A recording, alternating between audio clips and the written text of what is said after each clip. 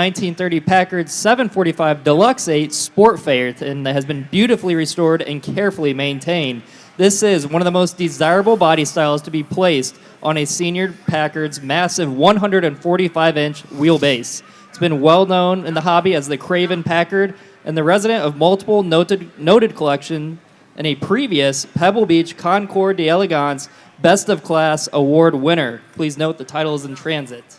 Best of class on the field at Pebble, ladies and gentlemen. Here's your opportunity to buy an absolutely incredible show car. And 225, 250,000, gonna be 250, owner now 225, 230, 240, 230, 240, 255,000, gonna be 255, owner gonna get 255. Car is in the market and selling today, $252,000. At $252,000, going to be $252. Hunter out 1 and 2. $252,000, going to be $252. 2, 1 and 2. $252,000. Sold that beautiful car.